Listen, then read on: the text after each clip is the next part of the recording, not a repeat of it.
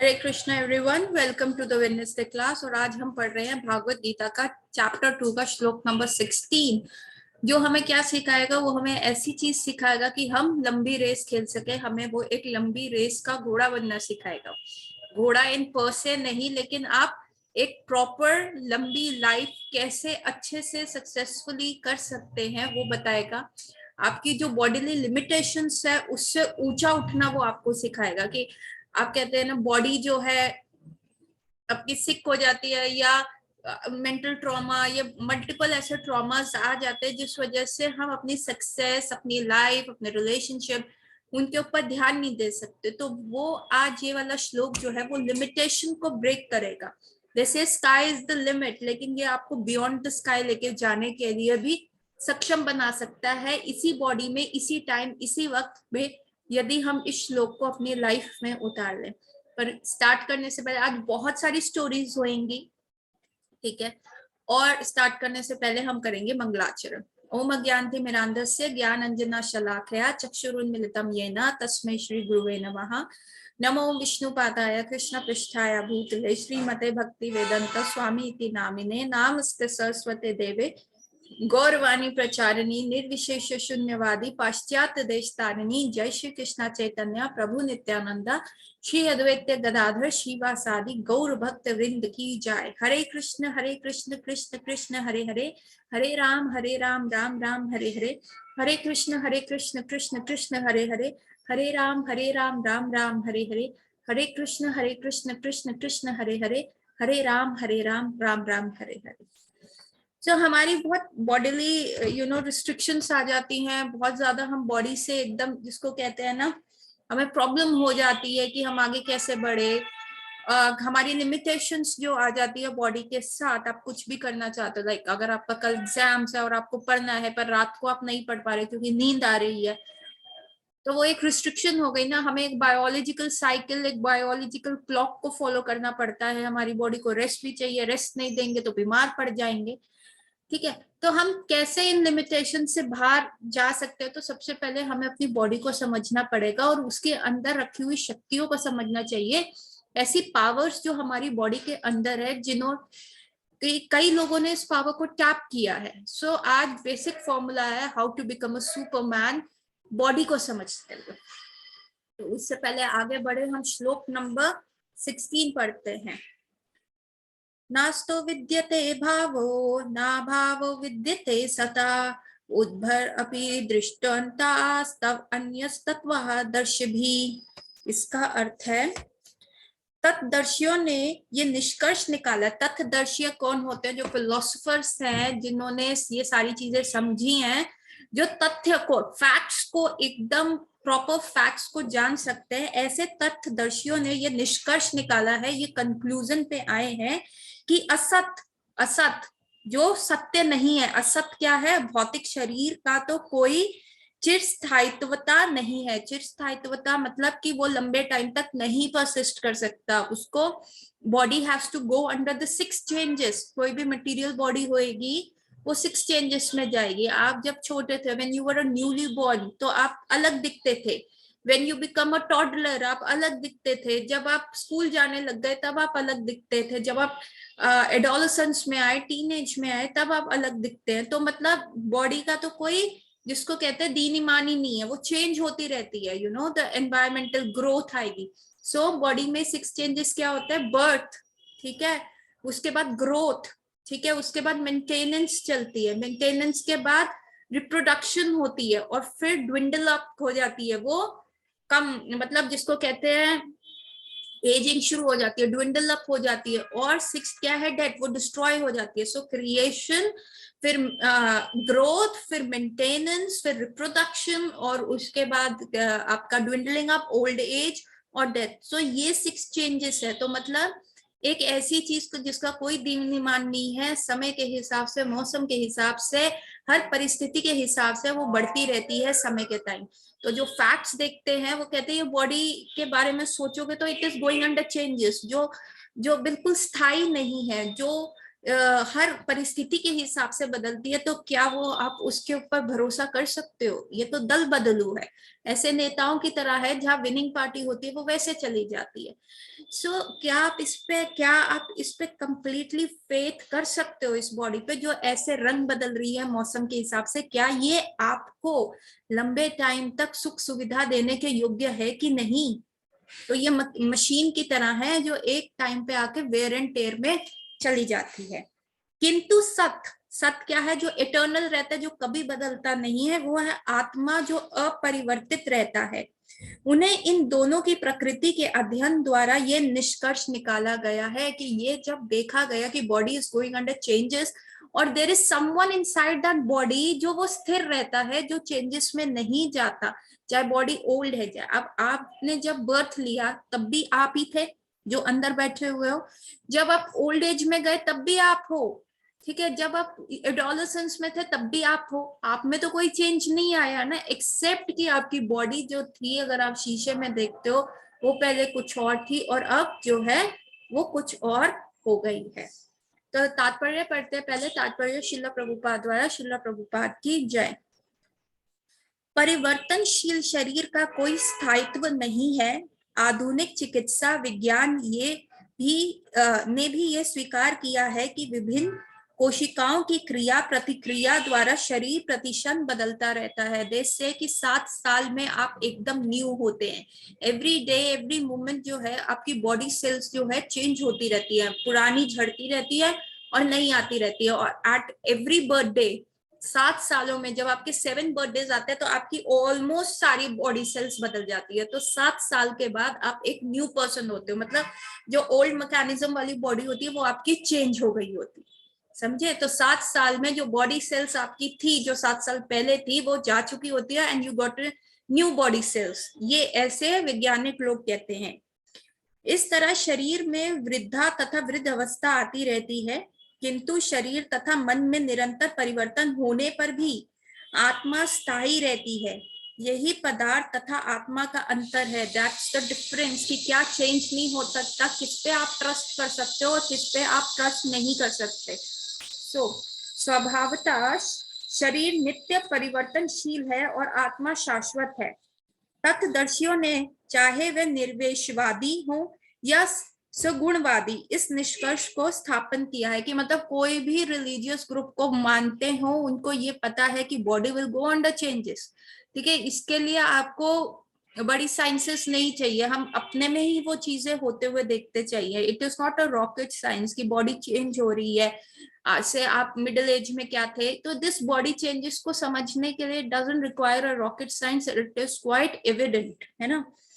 विष्णु पुराण कहा गया है कि विष्णु तथा उनके धाम स्वप्रकाश से प्रकाशित है।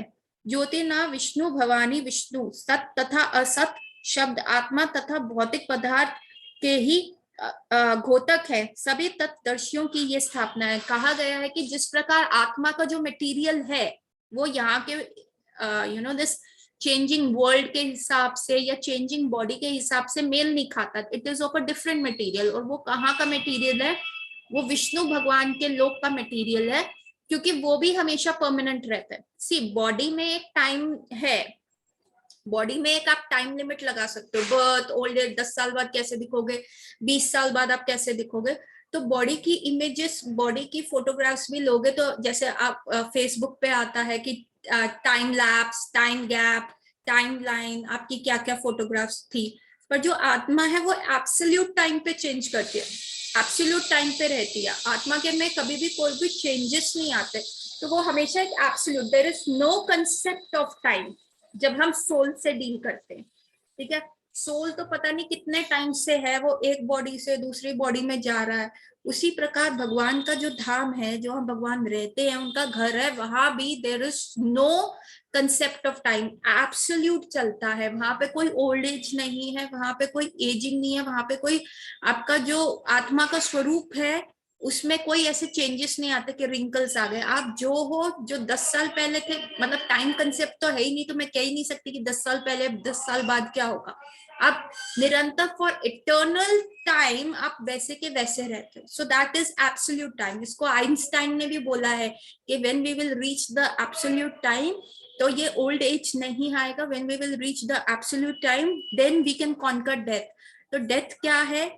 जो बॉडी खत्म हो जाती है। तो एब्सोल्यूट टाइम किस लेवल पे पहुंच सकते हैं? कब हम अपनी बॉडीली आइडेंटिफिकेशन को हटा के जब हम आत्मा के स्तर पे जाते हैं, then we reach that absolute time, then हम अपनी बॉडी लिमिटेशन को क्रॉस कर सकते हैं। So am I getting clear? My message is getting through well? कि कहाँ पे हमारा बॉडी लिमिट कर देता है, क्योंकि it is going under 6 changes. यहीं से भगवान द्वारा अज्ञान के मोहग्रस्त जीवों को उपदेश देने का शुभ आरंभ होता है। अज्ञान को हटाने के लिए आराधक और आराध्य के बीच पुनः शाश्वत संबंध स्थापित करना होता है और फिर अंश रूप जीवों तथा श्री भगवान के अंतर को समझना होता है। कोई भी व्यक्ति आत्मा के अध्ययन द्वारा परमेश्वर के स्वभाव को समझ सकता है। आत्मा तथा परमात्मा का अंतर अंश तथा पूर्ण के अंतर के रूप में है। वेदांत सूत्र तथा श्रीमद् भागवतम में भी परमेश्वर को समस्त अद्भवों प्रकाश का मूल माना जाता है। ऐसे उद्भावों को अनुभव परा तथा अपरा प्रकृति क्रमों द्वारा किया जाता है। सो द होल थिंग ये कह रहे हैं कि व्हेन हम अपनी आत्मा, हम ये समझ लेते हैं कि when body is going under changes, it is under the concept of time, और जो हमारा सोल है it is living at N absolute time level. तो अगर हम इसका अध्ययन करते हैं तो हमको पता चलता है कि yes there is a creator and there is a part जहां पे ये एब्सोल्यूट टाइम का कंसेप्ट हो सकता है, and there is a part जहां हम eternally for you know happily ever after हमारा वहीं पे एग्जिस्ट हो सकता है, क्योंकि वहां पे टाइम कंसेप्ट ही नहीं है। We are on the absolute time plane.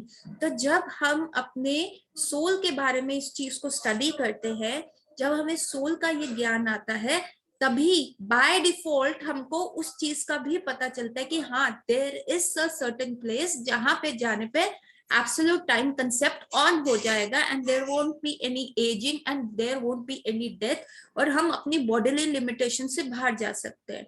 So there are two kinds of knowledge, दो टाइप की नॉलेज होती है। इसको एक को कहते हैं अपरा नॉलेज, अपरा ज्ञान, और एक को कहते हैं परा ज्ञान। अपरा ज्ञान क्या होता है? मटेरियल चीजों के बारे में, लाइक जैसे साइंस हो गई, जैसे मेडिकल साइंस हो गई। Medical science talks about cells, medical science talk about liver, organs of the body, stomach, ठीक है, हार्ट, किडनीज, यूट्रस, ब्रेन का मसल, टिश्यूज। इसके बारे में आप जो नॉलेज गेन कर रहे हो कि हाँ जैसे मैंने कहा 7 ईयर्स में आपकी पूरी बॉडी का सेल्स जो होता है रिन्यू हो जाता है, या आपका डाइजेस्टिव सिस्टम कैसा है, या material knowledge can be about running a government, MBA करने के बाद आप रनिंग अ कंपनी। तो anything that deals with the changing world, ठीक है। आप अगर आप किसी कंपनी में एंटर कर रहे हैं, तो आज आपने क्लर्क की जॉब करी, कल को आप you can be an assistant, then आपका प्रमोशन हो जाएगा, then you become a boss. So anything which is changing, समझे। अब कुछ भी करते हैं, जैसे आज मैं 4th क्लास का बुक कर रही हूँ, तो कल मैं 6th का पढ़ूंगी, फिर 8th का, फिर 10th। So this is called the material knowledge, जिसको हम कहते हैं अपरा नॉलेज, अपरा ज्ञान, विच इज एवर चेंजिंग। उसके बारे में नॉलेज करके आप इस वर्ल्ड में रह सकते हैं, because this world is every moment changing. Then परा ज्ञान क्या होता है? परा ज्ञान is something that is on the absolute plane, जो आइंस्टाइन ने इसके बारे में बोला, जो बहुत सारे स्पेस साइंटिस्ट के बारे में बोलते हैं, पर they don't have a deeper concept कि what exactly is an absolute time। उनको बस एक हाइपोथेसिस है, एक चीज है एब्सोल्यूट टाइम के बारे में, पर हमारे जो वैदिक शास्त्र है इस एब्सोल्यूट टाइम को खोल के बताते हैं। और उस नॉलेज को गेन करना, उस वहां तक पहुंचना, अपनी ये changing bodily condition, changing body worldly matters से बाहर निकल के उस एब्सोल्यूट टाइम को हम यहाँ रहते हुए भी अप्रोच कर सकते हैं। इस वर्ल्ड में रहते हुए भी हम उस चीज को कर सकते हैं। सो आप देखोगे बहुत सारे सेंट्स होते हैं जिनकी एज और नंबर्स बहुत ज्यादा होती है।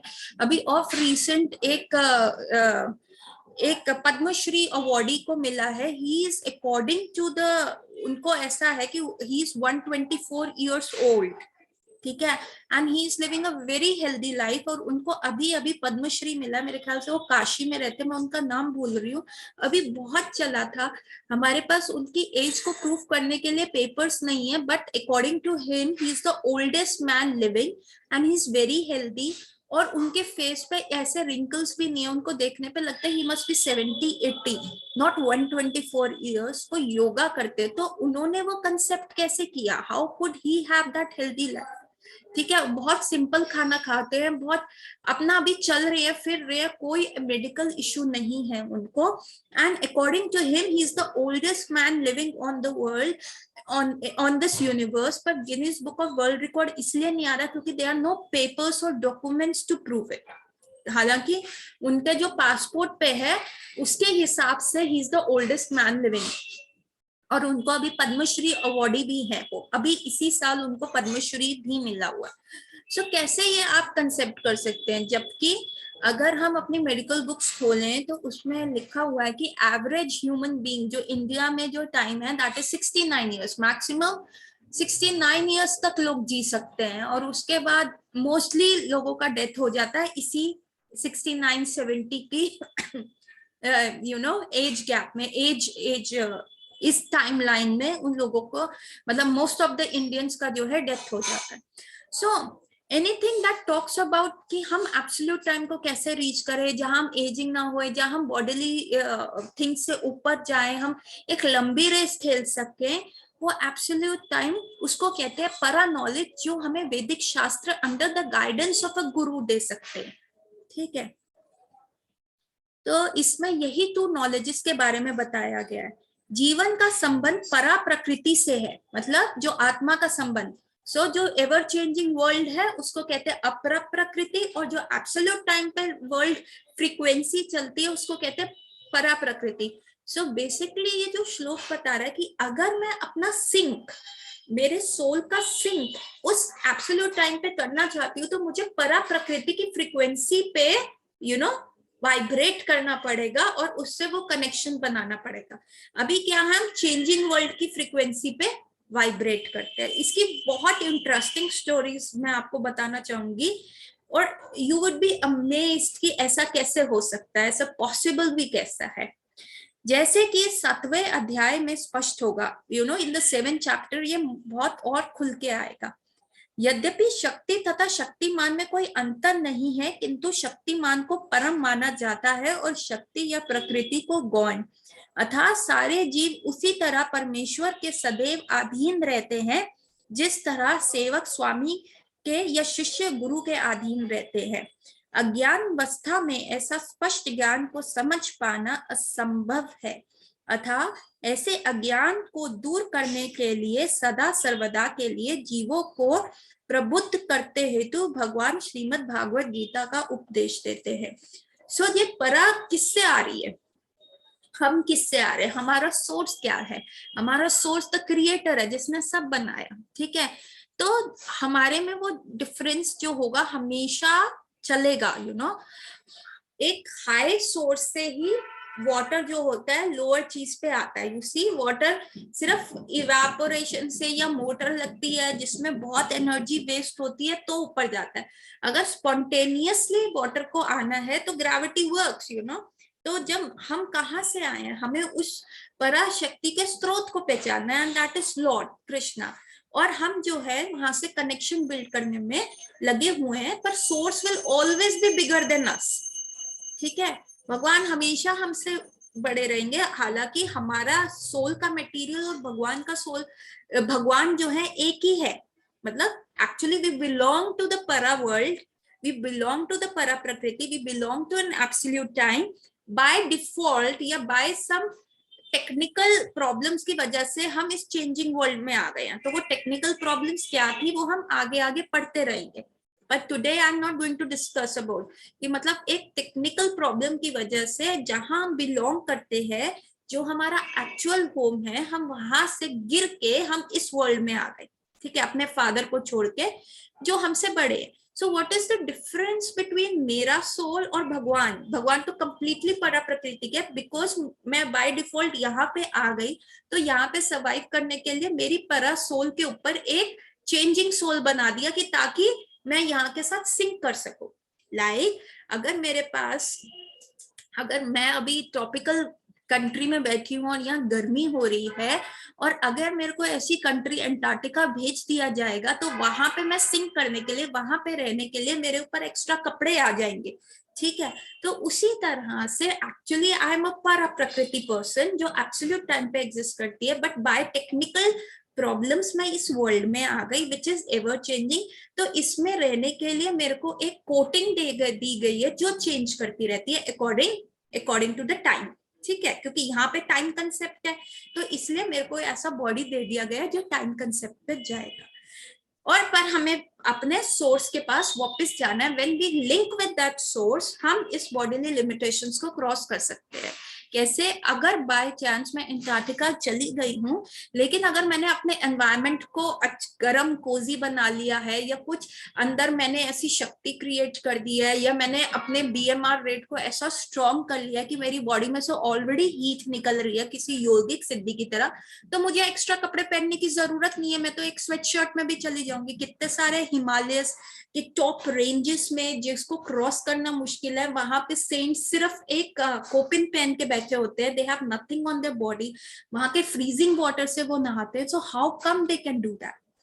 सो अब जो मेन क्लास का बड़ा इंटरेस्टिंग चीज जो शुरू होती है वो ये है कि ऐसा कैसा पॉसिबल है कि हम उस लेवल पे, हाँ जी, हम पहुंच सकते हैं। कैसे? ये पूरा भागवत गीता बताएगी। पर जब हम उस फ्रीक्वेंसी पे बीप करते हैं, अभी हम क्या कर रहे हैं, चेंजिंग फ्रीक्वेंसी पे बीप कर रहे हैं, तो इसलिए हम वर्ल्ड के चेंजेस के अकॉर्डिंग चल रहे हैं।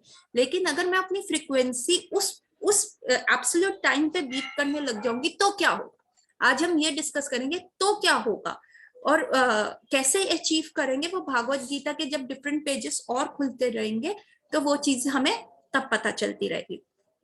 सो अब हम उस फ्रीक्वेंसी पे किन लोगों ने बीप किया और कैसे किया, तो आज मैं उनकी स्टोरी सुनाती हूँ। आज मैं आपको एक सेंट की स्टोरी सुनाती हूँ, सेंट हरिदास जी की। हरिदास जो थे वो एक मुस्लिम फैमिली में बॉर्न हुए थे और ब्रॉटअप हुए थे, पर क्योंकि उनका अंदर से कृष्ण भक्ति, उनको एक ऐसे गुरु मिले जिन्होंने उनको एब्सोल्यूट ट्रूथ के बारे में बताया, और वो कृष्ण भक्ति के बारे में इतना ज्यादा वो प्रगाढ़ हो गए कि उनको पता चल गया कि भगवान की, कौन भगवान है, कैसे। उन्होंने बेसिकली एब्सोल्यूट टाइमलाइन के सोर्स को पहचान लिया, कृष्णा को पहचान लिया, और उन्होंने उनसे लिंक बना लिया। और जैसे ही उन्होंने लिंक बना लिया, वो इस वर्ल्ड में रहते हुए भी उस फ्रीक्वेंसी पे बीप करने लग गए जिस फ्रीक्वेंसी पे परा एब्सोल्यूट टाइम बीप करता है। तो तब ये वाला टाइम बीपिंग खत्म हो जाता है। So since he was a मुस्लिम, और इतना हरि नाम लेते थे, इतने भगवान का नाम लेते थे, he used to do 164 rounds, 16, जो हम इस्कॉन में बोलते हैं 16 माला का जाप करो अपने 108 की बीट्स के ऊपर। He used to do 164 rounds every day, ठीक है, सुबह से लेकर रात तक। तो क्या हुआ, जब उनका इतना हो गया, तो जो वहां के हिंदूज थे वो बड़े इनसिक्योर हो गए उनसे। उन्होंने कहा कि ये क्या है, ये मुस्लिम होके ऐसा कर रहा है। और जो मुसलमान थे वो वो भी बड़े इनसिक्योर हो गए कि भाई ये मुस्लिम है, ये हिंदू रिलीजन क्यों फॉलो कर रहे हैं। तो क्या किया, कुछ पंडितों ने जाके मुस्लिमों को भड़काया, और मुस्लिम्स ने जाके वहां के बादशाह को जाके कंप्लेन कर दिया कि देखो ये मुस्लिम है और फिर भी ये हिंदूज का धर्म फॉलो कर रहा है, तो दिस इज नॉट गुड। ऐसे तो बड़े सारे मुस्लिम बिगड़ जाएंगे, इसको फॉलो करेंगे तो बहुत सारे मुस्लिम बिगड़ जाएंगे। तो बादशाह ने क्या किया, उसको बुलाया हरिदास ठाकुर को, उनको कहा कि देखो तुम अगर ऐसे कर चलते रहोगे तो तुम मुसलमानों को खराब कर दोगे, और this is not our religion, तुम इतनी बगावती बातें क्यों कर रहे हो। तो कहते मैं क्या करूं, मैं तो इसको नाम को छोड़ना चाहता हूं, पर ये हरि नाम जो है मेरी टंग से ऐसे स्टिकअप हो गया है कि मैं इसको छोड़ ही नहीं पा रहा, मैं इसको लीव नहीं कर पा रहा। तो उन्होंने कहा ठीक है, अगर तुम नहीं करोगे तो तुम्हें इसकी पनिशमेंट मिलेगी। तो हरिदास ठाकुर कहते ठीक है, मैं पनिशमेंट लेने से एक्सेप्ट हूँ, पर this is beyond my capacity. क्यों? क्योंकि अब वो उस फ्रीक्वेंसी के ऊपर बीट कर रहे थे, ठीक है। ये वर्ल्डली कंसेप्ट, वो बॉडीली कंसेप्ट पे बीपिंग उनका खत्म हो गया था, वो एब्सोल्यूट टाइम कंसेप्ट पे बीप कर रहे थे। तो उन्होंने कहा ठीक है ऐसा करो, इनको 22 मार्केट प्लेसेस पे ना कोड़ों से मारो, या तो ये अपने प्राण त्याग देंगे या इनको अक्ल आ जाएगी, ये अपना रिलीजन वापस से चेंज कर देंगे। तो हरिदास ठाकुर को वो वहां के जो जल्लाद थे, एकदम बड़े बड़े मोटे मोटे हंटर्स से मारते गए। सबके जो वो देख रहे थे, हरिदास ठाकुर की बॉडी बिल्कुल एक फ्रेल थी, एक बिल्कुल पतले से आदमी की जिसको कहते हैं ना काया थी, क्योंकि 164 राउंड्स करना एवरी डे, मतलब 164 करते थे या 64 into 60, oh no no, he used to do 198 rounds, sorry, he never did 164 rounds, he used to do 198 rounds of हरिनाम। और ये 64 ऐसे करने में तो पूरा दिन लग जाता था, और उनके पास खाने पीने का भी समय नहीं था। तो वो सिर्फ एक मेरे ख्याल से 2 घंटे सोया करते थे, या वो भी नहीं, और उसी में वो अपना सारा कार्य कंप्लीट करते थे, बिकॉज उनको 198 राउंड्स का कोटा पूरा करना होता था। सो जब वो अपने मार्केट, तभी उनका बॉडी बड़ा फ्रेल था, तो जब जल्लाद उनको मार रहे थे तो सारे लोग उनको कह रहे थे अरे तुम झूठ मूठ के लिए बोल दो, तुम कौन सा अंदर चेंज हो जाओगे, तुम इनको बोल दो तुम्हारी बॉडी कितनी, हमें दुख हो रहा है, तुम्हारी बॉडी में से खून निकल रहा है। पर Haridas Thakur was not feeling at all anything, उनको कुछ भी फील नहीं हो रहा था, वो हो रहे, और ऐसा लग रहा था कि एक ही हंटर की वजह से वो तो परलोक सिधार जाएंगे, पर एक मार्केट प्लेस खत्म हो गया, दूसरी मार्केट चले गए, ऐसे 22 बाजारों में हरिदास ठाकुर को ले जाके मारा गया। और वो जैसे ही हंटर पड़ता वो खड़े होके हरे कृष्ण बोल देते। तो अल्टीमेटली जो जल्लाद थे वो हरिदास ठाकुर के पास आए और उनको कहा कि देखो महाराज, आप में बहुत शक्ति है, आपका तो कुछ नहीं बिगड़ेगा, लेकिन यदि आपने अपने प्राण नहीं त्यागे तो ये जो बादशाह है ये हमें मार देगा, और हमारे अभी छोटे छोटे बच्चे हैं। तो आप देख सकते हैं जल्लाद कौन सी फ्रीक्वेंसी पे बीप कर रहे थे, वो बॉडीली कंसेप्ट पे बीप कर रहे थे, और हरिदास ठाकुर परा प्रकृति पे बीप कर रहे थे। तो उन्होंने कहा अच्छा, मेरी वजह से तुम्हें दुख होगा, तो मैं अभी प्राण त्याग देता हूँ। तो हरिदास ठाकुर ने अपने प्राण त्याग दिए। मतलब it was so much in his hand कि वो सोल को हटाना, बॉडी के अंदर डालना, it was so much in his hand. और जैसे ही वो हुए तो सब हंसने लग गए, और बादशाह भी जो है वो भी आ गए, कहते देखो यही अंजाम होगा उसका जो मेरी बात को नहीं मानेगा। ठीक है। और तो फिर उन्होंने कहा अब इनकी बॉडी का क्या करें, तो कहते जला दो इसको, ये हिंदू धर्म फॉलो करता था। तो हिंदुओं ने कहा नहीं नहीं, है तो ये मुसलमान ना, इसको दफना दो। मुस्लिम्स कह रहे हैं जला दो, हिंदू कह रहे हैं नहीं दफना दो। तो मुस्लिम कहते हैं नहीं नहीं, लेकिन इसने लॉ बुक को तो फॉलो किया ही नहीं, कुरान को फॉलो किया ही नहीं, तो इसको दफनाने का भी हम इसको वो जिसको कहते हैं जिसको कहते हैं इज्जत, ये वाली इज्जत भी नहीं देंगे। तो फाइनली ये हुआ कि इनको ना गंगा जी में फेंक दो, क्योंकि ये बंगाल की बात है और वहां गंगा जी बहती हैं। तो इनको क्या किया, इनकी बॉडी पे, इनको बॉडी को ना गंगा जी में फेंक दो। और जैसे ही उनकी बॉडी गंगा जी में फेंकी गई, गंगा जी का जल जैसे ही स्पर्श हुआ, हरिदास ठाकुर गंगा जी को क्रॉस कर गए और वो दूसरे तट पे चले गए, पीछे भी नहीं मुड़ा और हरि नाम लेते हुए आगे बढ़ गए। एंड देन दे रियलाइज कि वो किस लेवल के थे, कहाँ उन्होंने बॉडीली, मतलब इस बॉडी कंसेप्ट को उन्होंने हटा दिया, किस फ्रीक्वेंसी पे वो बीट कर रहे थे। ठीक है। तो यदि हम भागवत गीता के ज्ञान से सीख जाएं उस फ्रीक्वेंसी पे बीप करना, तो आपको नहीं लगता हमारे अंदर कितनी पावर्स आ जाएंगी। हमको जो लंबी रेस खेलनी है, हम ये जो बॉडी इतनी हमारी बिथर कर जाती है, हमारी बॉडी डीजनरेट कर जाती है, कभी घुटनों में दर्द हो जाता है, कभी मोढों में दर्द हो जाता है, कभी सर में दर्द हो जाता है, कभी इनडाइजेशन हो जाता है, कभी लिवर खराब हो जाता है, इतना सारा प्रॉब्लम्स हो जाता है। हॉस्पिटल जाके देखिए सभी वो है। आप अगर सिर्फ क्या करना है, उस फ्रीक्वेंसी से बीप की जगह आपको एब्सोल्यूट टाइम की एक फ्रीक्वेंसी पे बीप करना है। और वो भागवत गीता बताएगी when we will have that connection with our source, जब हम उस कनेक्शन को स्ट्रॉन्ग कर लेंगे तो हमारे अंदर वो लेवल फ्रीक्वेंसी आ जाती है। सो यहाँ पे हरिदास ठाकुर की कहानी नहीं खत्म होती। हरिदास ठाकुर जिस फ्रीक्वेंसी पे बीप करते थे उसकी और फर्दर स्टोरीज हैं। क्या हुआ, एक बार इतनी उनकी प्रसिद्धि बढ़ गई थी तो हरिदास ठाकुर को ना बड़ा डिस्टर्बेंस होता था, लोग आके मिलते थे और वो क्या क्वेश्चन पूछते थे, स्वामी जी हाथ देख दो, शादी कब होएगी, बच्चा कब होएगा, पैसा कब आएगा, बिजनेस क्या वो करेगा। तो Haridas Thakur was very sad कि यार ये क्या बात कर रहे हैं। सो हरिदास ठाकुर क्या करते हैं, जंगल में गए और एक गुफा के अंदर जाके बैठ गए, और वहीं पे क्योंकि उनको 198 राउंड्स करना होता था, वहीं पे वो 198 राउंड्स अपने चैंट करते थे और किसी से बात नहीं करते थे। और वहीं पे बहुत सारे लोग आने लगे और उनके साथ एक ग्रुप संकीर्तन चैंटिंग प्रोसेस शुरू हो गया। तो कुछ टाइम के बाद हरिदास ठाकुर ने देखा कि वहां जो लोग आ रहे थे वो कम हो गए हैं। तो हरिदास ठाकुर ने पूछा अब क्यों नहीं आ रहे भक्त लोग, क्यों नहीं चैंट कर रहे? तो कहते हैं आपको तो कोई फर्क नहीं पड़ता, आपकी ये जो गुफा है इसमें एक बहुत बड़ा भयानक सा सांप रहता है, इतना लंबा सांप रहता है, वो हिस करता रहता है, आपको तो पता ही नहीं चलता, इतना पॉइजनस है, लोगों को डर लगता है। पर क्योंकि सांप जो था किसी और फ्रीक्वेंसी पे था और हरिदास ठाकुर किसी और फ्रीक्वेंसी पे थे, तो इसीलिए क्या हुआ, सांप उनकी प्रति हेट्रेड नहीं ला सका। सांप जो होता है बड़ा ही, जिसको कहते हैं एनवियस एनिमल होता है, उसकी पूंछ पे हल्का सा भी पैर दे दो तो वो बदला लेके ही रहेगा। मतलब दीज, अगर आप देखो ना, कुछ लोग होते हैं उनको हल्का सा भी टच कर दो, जब तक वो आपको थप्पड़ ना लगा दे या आपसे बदला ना ले ले, ऑफेंड हो गए आपकी किसी बात पे, तो दे विल मेक श्योर कि आपकी लाइफ को वो टेरिबल ना कर दे। तो ऐसे लोग जो होती है, हमारी होम्योपैथी में कुछ रेमेडीज होती है, तो ये लोग फॉलो करते हैं स्नेक रेमेडीज में, क्योंकि उतना ही एनवियस, उतना ही गुस्सा, उतना ही जिसको कहते हैं हेट्रेड, विंडिक्टिव, रिवेंजफुल, ऐसे इमोशंस को सांप से कंपेयर किया जाता है। तो वो सांप हरिदास ठाकुर को क्यों नहीं करता था? अब इसका अगर आप भी देखें, आप किसी स्ट्रेंजर से फर्स्ट टाइम मिलते हैं, सड़क पे दूसरी और कोई स्ट्रेंजर चल रहा है, कईयों के प्रति आपका एक अट्रैक्शन होता है ना, कईयों के प्रति आपको लगता है यार कितना अच्छा बंदा है, आप जानते नहीं, आपने कभी बात नहीं करी, आप अपनी लाइफ में फर्स्ट टाइम मीट कर रहे हैं, पर कई लोग आपको दूर से ही अच्छे लगते हैं।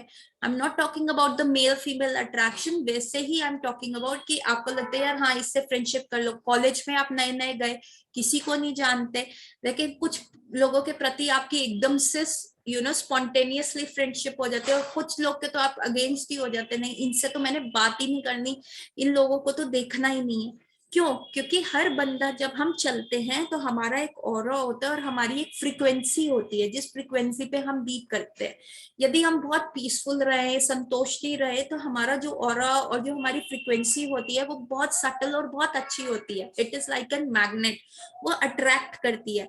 लेकिन जब हम बहुत एग्रेसिव होते हैं, बहुत गुस्से वाले होते हैं, तो जो हमारा ऑरा होता है उसमें एक नेगेटिव फ्रीक्वेंसी होती है, तो हम लोगों को रिपेल करते हैं।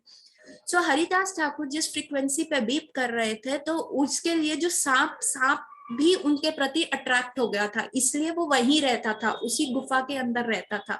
लेकिन फिर क्या हुआ, जब लोग डरने लग गए तो हरिदास ठाकुर ने आंख बंद करी, और उसी समय लोगों ने देखा एक बहुत लंबा काला सांप वहां से निकल के बाहर चला गया उस गुफा से, और फिर वो दोबारा नहीं आया उस गुफा के अंदर। सो हरिदास ठाकुर को मेक थिंग्स हैपन, जिस वो फ्रीक्वेंसी पे बीप कर रहे थे, वो हर बॉडीली लिमिटेशन को क्रॉस कर सकते। ऐसे ही चैतन्य महाप्रभु जब झारखंड के जंगलों में से गए, आज से बहुत टाइम पहले, अगर आप झारखंड जाते हैं, वहां के एक जंगल है, आज भी आप देखेंगे रॉक्स तक मेल्ट हो जाते हैं जब हम उस even if you go to Govardhan, Shri Vrindavan Dham में आप गोवर्धन जाते हैं, या आप बहुत सारे वहां पे पर्वत है, बरसाने में एक सखीगिरी पर्वत है, अगर आज भी हम वहां जाते हैं तो वहां की रॉक्स के ऊपर आप देखोगे फुटप्रिंट्स हैं, बहुत सारी जगह पे आप देखते हैं ये चिन्ह पहाड़ी है, भगवान के चिन्ह है, जहाँ पे ये पहाड़ी है वहां पे मार्क किए गए हैं। You can still feel the footprints of the Lord today also. वहां पे कितने ऐसे मंदिर बने हुए हैं कि यहाँ भगवान के चरण दिख रहे हैं, चरण चिन्हों दिख रहे हैं। तो कैसा होता था, हाउ कुड दो स्टोन्स गेट मेल्ट? जब आप परा एब्सोल्यूट टाइम की फ्रीक्वेंसी पे करते हो तो आपके अंदर इतनी एनर्जी होती है कि स्टोन्स भी आपके टच से मेल्ट हो जाते हैं। तो आज भी वो भगवान के वहां चरण चिन्ह है। इवन झारखंड में जब चैतन्य महाप्रभु गए, जो कि कहा जाता है ही इज द छंद अवतार, मतलब ही is the secret incarnation, secret God है, जो मतलब जिन्होंने अपनी पूरी फुल ऑपुलेंस डिस्प्ले नहीं करी, वो चैतन्य महाप्रभु जब झारखंड के फॉरेस्ट में गए थे तो वहां टाइगर्स, लायंस और सब डियर्स जो थे उनके अराउंड आ गए and they were dancing. Chaitanya Mahaprabhu हरे कृष्ण महामंत्र बोल रहे थे और ये सारे एनिमल्स जो थे उनकी फ्रीक्वेंसी पे बीप करने लग गए, इतना ऐसे बीप करने लग गए कि डियर्स जो और टाइगर्स जो थे किस कर रहे थे, मंकीज और बफेलोज, वाइल्ड बफेलोज वहां पे डांस कर रहे थे। तो वो एक फ्रीक्वेंसी पे जब आप बीप करना शुरू कर देते हो तो चीजें मैटर नहीं करती। अब कितने सारे सेंट्स हैं कहीं पे भी जाओ, इवन आज के टाइम में भी, नॉट 1996 की बात है ये, एक सेंट थे गौर गोविंद महाराज, वो उड़ीसा में थे। उड़ीसा में भुवनेश्वर में वो एक टेम्पल बिल्ड कर रहे थे अंडर इस्कॉन, ठीक है। और वो वहां पे क्लासेस दिया करते थे शाम को। और जैसे वो एक क्लास दे रहे थे, पूरे वो भागवतम की क्लास दे रहे थे, वो किस फ्रिक्वेंसी पे बीप कर रहे थे कि एक स्नेक आया, बहुत जहरीला। भुवनेश्वर उस समय इतना डेवलप नहीं था, भुवनेश्वर वॉज कंप्लीट जंगल। तो एक ब्लैक कोबरा आया जो उनके यू नेक के अराउंड गया, and he was giving a class. उनको पता ही नहीं चला because he was beeping eight that frequency. और क्योंकि cobra is a very envious animal, पर उनको उनके प्रति कोई भी अननेसेसरी कोई गुस्सा ही नहीं आया, कोई एनवी नहीं आया। ये वेंट अराउंड लाइक दिस, उनकी लैप में बैठा रहा। और जब वो खड़े हुए, जब क्लास खत्म करके, it went among the people, वो तो ग्रुप बैठे हुए थे लोगों के, और उसके बीच में से वो कोबरा निकल के चला गया। सो एनिमल्स ऑल्सो डोंट हार्म, उनका जो बीपिंग ऑफ फ्रीक्वेंसी है वो चेंज हो जाता है। तो हम कैसे उस फ्रीक्वेंसी पे बीप करें? आपने अपनी बॉडीली लिमिटेशन तो क्रॉस कर ली, इनफैक्ट जो वाइल्ड एनिमल्स भी हैं वो भी आपके प्रति ईर्ष्यालु नहीं। आप कितने लोग होंगे कि लायन के केज में जाके, until and unless we are a trainer, ठीक है, हम उस केज में जाके लायन के मुंह में हाथ दे दें या लायन के साथ बैठ के वो कर ले, तो ये कैसा होता है? कोई ट्रेनिंग के बिना कैसे हो पाएगा? इट इज वेन जब हम उस परा प्रकृति की फ्रीक्वेंसी पे बीप करेंगे, तब हमारे जो हम ये टाइम चेंजेस के बियॉन्ड हो जाते हैं, ठीक है। हमारी एजिंग बहुत स्लो हो जाती है, क्योंकि जब हमारे अंदर का सोल उस फ्रीक्वेंसी पे बीप करता है तो बॉडी की जो एजिंग और वो प्रोसेस होता है वो बहुत स्लो हो जाता है, बहुत ज्यादा स्लो हो जाता है। इसलिए आप देखेंगे कितने सारे सेंट्स, इवन भक्ति में जो अभी आगे भी नहीं बढ़े, इस्कॉन में कितने सारे आप लोगों को देखेंगे, उनके जो फेस होता है उसमें से एक अलग तरह की लाइट निकलती है, एक अलग तरह की उनके फेस में। And you ask their age, they say we are 50, they are 60, and they look like कि अभी लेट 20s में होंगे, अभी अभी नया लड़का जैसे होता है।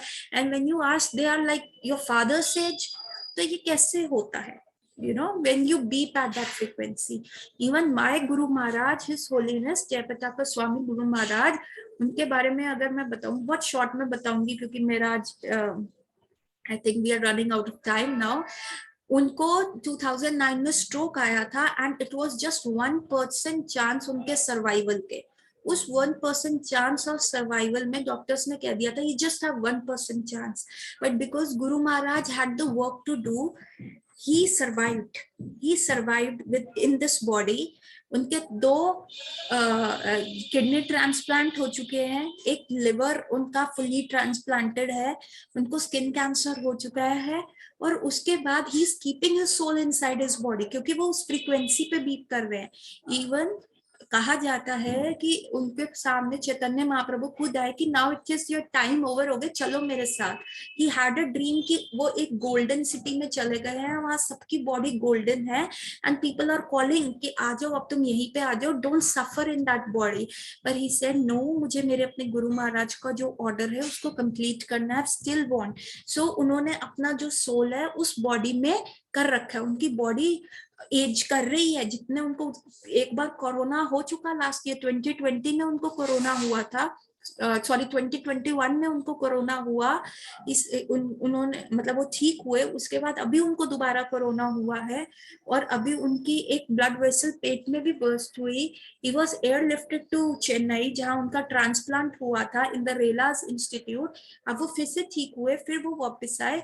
He is holding his soul inside his body. He is holding कि मैं अपने हिसाब से जब मुझे ये बॉडी लीव करनी होगी मैं करूंगा। सो हिज बॉडी जो है, even being so much diseased, वो कैसे चल रही है? Even the doctors are so confused with his age, like he's 72, 73 years old. All the doctors are very confused, ये हो कैसा रहा है? Because the Guru Maharaj is holding his soul. जैसे भीष्म देव थे, he was, जब इतने सारे तीर उनकी बॉडी पे लगे हुए थे, एक भी उंगली की ऐसी जगह नहीं थी जो आप रख सकते थे कि हर जगह वो तीर ने पियर्स किया हुआ था। इतना ब्लड लॉस होने के बाद how can a person hold his soul inside that body, and for 48 days वो उस शैया पे रहे हैं until and unless वो वॉर ओवर नहीं हुआ, उत्तरायण नहीं आया, और तब उन्होंने भगवान का दर्शन करते हुए ही he gave away his soul, he gave away his body। क्यों? क्योंकि वो उस फ्रीक्वेंसी पे बीट करते। हम बॉडीली लिमिटेशन तब क्रॉस करते हैं हम जब परा एब्सोल्यूट टाइम फ्रीक्वेंसी पे बीट करेंगे। और वो कैसे करेंगे? आज मैंने जस्ट आपको एक टेस्ट दिया है to go to that level, और वो टेस्ट कैसे आप ले सकते हैं दैट वी विल गेट जब हम वो कनेक्शन बनाएंगे। और वो कनेक्शन कैसे आएगा? जब हम ग्रेजुएशन कोर्स करेंगे, जब हम भागवत गीता पढ़ेंगे। So this is a graduation course. और अगर आपको उस कनेक्शन को और स्ट्रॉन्ग करना है then you have to do post graduation, that is Srimad Bhagavatam. ठीक है। और यदि आपको उसमें मास्टर्स फिलोसफी करनी है, पीएचडी करनी है, देन वी हैव चैतन्य चरितामृत। सो वो आपको बताएगा कि आप कैसे उस फ्रीक्वेंसी पे बीट कर सकते हैं। So there are many saints about Haridas Thakur. Haridas Thakur वो सो पावरफुल कि एक बार एक मुस्लिम्स बड़े परेशान हो गए थे उनसे, तो उन्होंने क्या किया, एक प्रोस्टिट्यूट को भेज दिया कि तुम जाओ हरिदास ठाकुर को ना उनका नाम बदनाम कर दो ताकि हम ये सारी चीजें फैला देंगे। So that prostitute went to Haridas Thakur. तो हरिदास ठाकुर ने कहा हाँ हाँ ठीक है, मैं तुम्हारे विश को पूरा करता हूँ, पर मेरे अभी कुछ राउंड्स रहते हैं माला जपने के, मैं वो पूरा कर दूं तो तुम जो है यहाँ बैठ जाओ, जैसे मेरे राउंड्स खत्म होंगे तो मैं करूंगी। तो वो प्रोस्टिट्यूट वहां बैठी रही, उनके मुंह से हरिदास ठाकुर के नाम से हरि नाम सुनती रही। एंड 3 डेज तक वो प्रोस्टिट्यूट हरिदास ठाकुर के पास आती रही कि प्लीज आप मेरी विश पूरी करो, मुझे आपके साथ इंटरकोर्स करना है। पर हरिदास ठाकुर कहते okay I will do it, पहले मेरे को अपने राउंड्स कंप्लीट कर दो। And with in 3 days that prostitute gave up everything.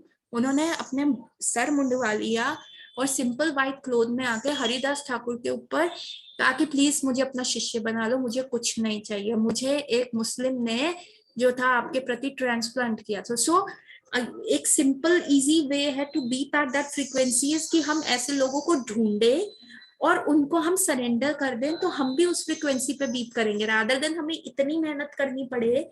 अगर हम ऐसे लोगों को मिल लें जो उस परा फ्रीक्वेंसी पे एब्सोल्यूट टाइम फ्रीक्वेंसी पे डील करते हैं, तो हम भी उस level, they had that power to transfer that energy in our heart, तो हमें ज्यादा मेहनत करने की जरूरत नहीं पड़ेगी। So most of the people ask कि गुरु किसको बनाना चाहिए? गुरु उसको बनाना चाहिए जो वो उस फ्रीक्वेंसी पे बीट करे, क्योंकि only he and only he has the power to change and bring transformation in our heart कि हम भी उस फ्रीक्वेंसी पे बीट कर पाए। So with this, अगर आपका कोई प्रश्न है तो पूछिए, otherwise we will end our class here. So do you have any question, Ruchi? So did you get what I want to tell you? क्या frequency का है? How can we go beyond that body limitation? So with this, I will like to end my class here. 3 times Hari नाम करेंगे और आगे देखेंगे, सीखेंगे कि आगे हम कैसे इस फ्रीक्वेंसी पे बीट करें। So Hare Krishna Krishna Krishna Hare Hare, Hare Ram Ram Ram Hare Hare, Hare Krishna Krishna Krishna Hare Hare, Hare Ram Ram Ram Hare Hare, Hare Krishna Krishna Krishna Hare Hare, Hare Ram Ram Ram Hare Hare. Hare Krishna everyone. So we will meet next Wednesday, and happy Holi to all of you. Hare Krishna.